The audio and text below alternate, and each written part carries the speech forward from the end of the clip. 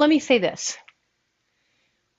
Whatever hip opener you might want to do it. This is your moment to do whatever kind of hip opener. I'm going to teach two variations that are more back bendy because a lot of the hip openers are forward folding, and that can be a problem. Turn your hands around, reach your arms back, roll your chest back.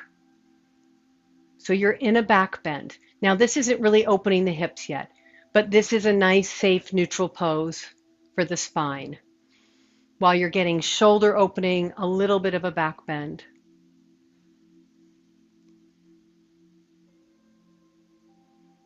Now, if you want to add opening of the hips, you let your legs drop out. And you might find because you're so far back in your torso that your legs drop out more than they normally do.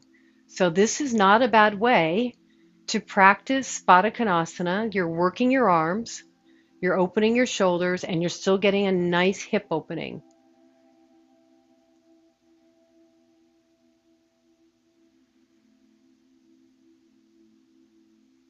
Let the front of your pelvis roll forward if you're on this one.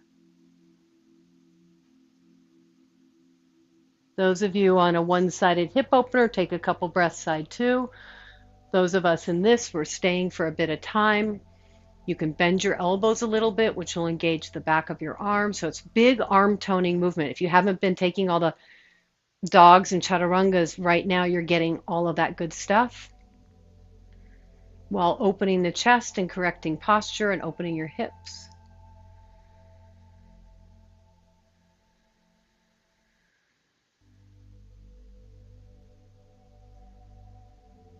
Now hold the pose here. If you want to experiment with walking in a little bit, can you still retain that back bend?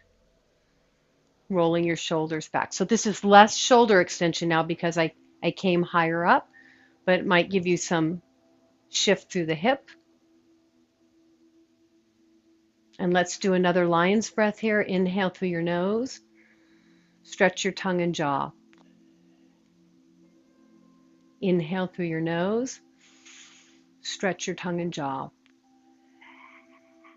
One more time.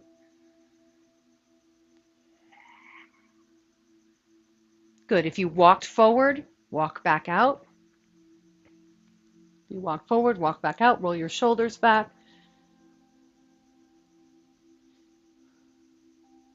Great. Turn to the side that makes the most sense. Come down onto your belly. Reach both hands back. Roll your shoulders back. Keep your palms down. Lift your upper back, neck, and head. And notice how far away you are from the earth. How does your lower back feel? How does your middle back feel? Do you need to lower an inch? You want to go to the point where you feel like you're coming where you can come, but you're not really getting any kind of pinching or feedback that you're overdoing it. So you may need to lower an inch. If I lower an inch, it doesn't mean I can't pull my front shoulders back. So you can pull the front of your shoulders back, but not come up so high. So that's range of motion. If I press my hands down and I lift up higher, that's more range of motion. But we think of that as being a better thing when it's not always. Okay, so this is option A. Option B, you could float your hands. If you feel nothing intense in your spine, you could come up a little bit higher. Some of you want more arm work, and this is a problem with Cobra Pose, is that because you use your arms, you can push way up into range of motion. So if you're afraid of that, those poses are too much, you really don't want your hands to be working at all. So now I'm getting all the work of the spine without that excessive arch in the back. Deep breath in, full breath out. Lower your forehead down. Bring your arms straight out in front of you. Walk your elbows back 1 inch. Look forward. Now you're in the lowest Sphinx pose. Again, you're opening the upper back. You're not really doing much of a back bend. Hold the pose. Those of you who are totally cool, you can walk into what feels like your regular Sphinx. Diane, don't. And those of you who want more core work, tuck your toes, lift your hips, take a forearm plank. Last obnoxious pose.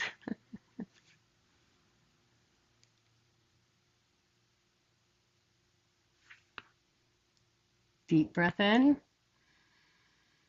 full breath out. Good. Lower your hips if you're in forearm plank.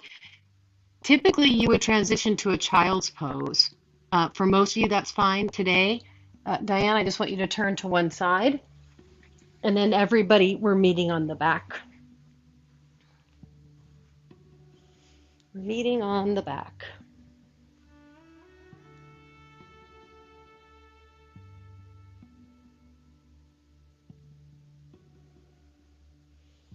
Okay. Easy twist to the left or something deeper. What's your favorite go-to twist? This is the moment. And today, turn your head away from your legs. Let your arms be relaxed. Remember that warrior two when I said turn the palms up, bend your elbows. Really allow your arms to just hang as you twist.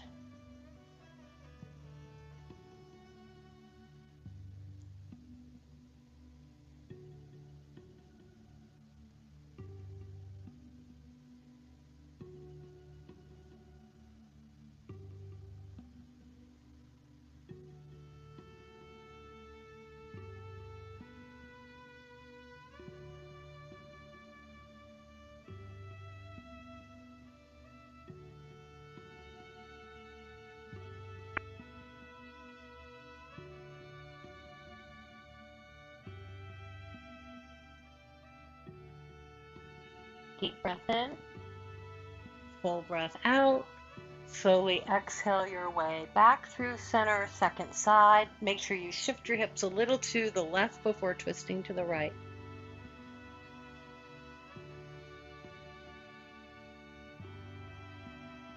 Head turns the opposite way.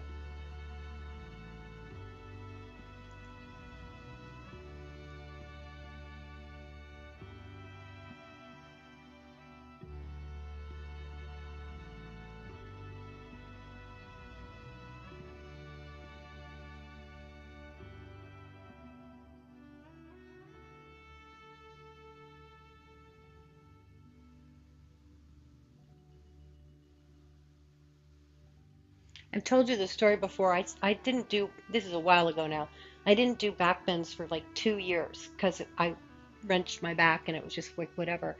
And the only way I could get back into it was when I finally said, I'm going to back bend. I'm just not going to back bend very much. And I did that process for a few weeks. And then one day it was like, oh, I can go more.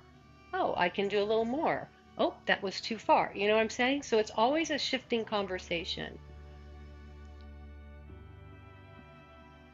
Just think of your long-term friendships or your kids. It's a shifting conversation depending on all the circumstances.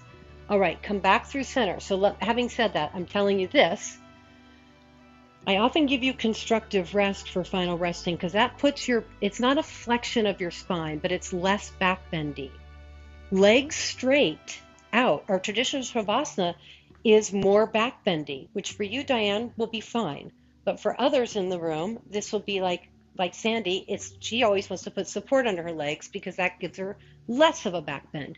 If you want to encourage a deeper back bend, then Supta Baddha Konasana is going to even be more than Shavasana. I'm not saying you should do this, but I'm just letting you know why it would be a deeper back bend if you wanted that. So those are options.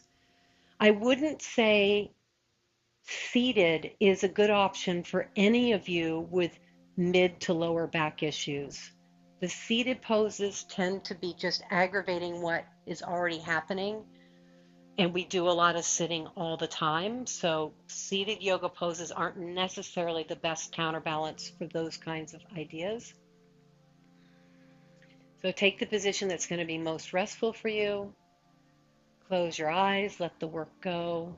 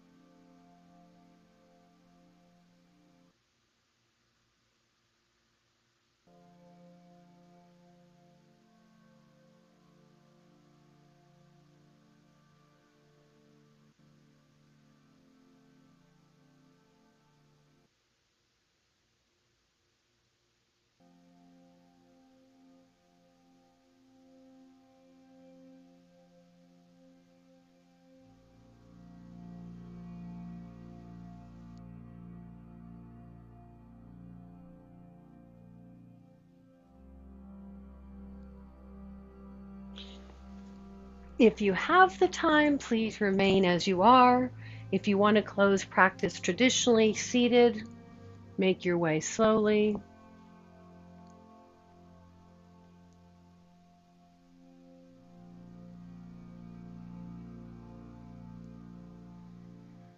I'm not trying to overwhelm you with information. I just want to flow the information to you. Whatever sticks in your brain and makes sense to you, that's all you need to remember. And it's mainly to give you options to practice differently so that if I don't remember to tell you to do something some certain way, you know what to do for yourself or whenever you're working with other teachers as well.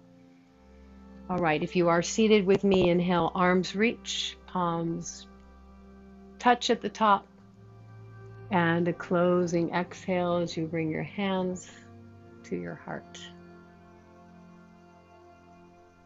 Namaste.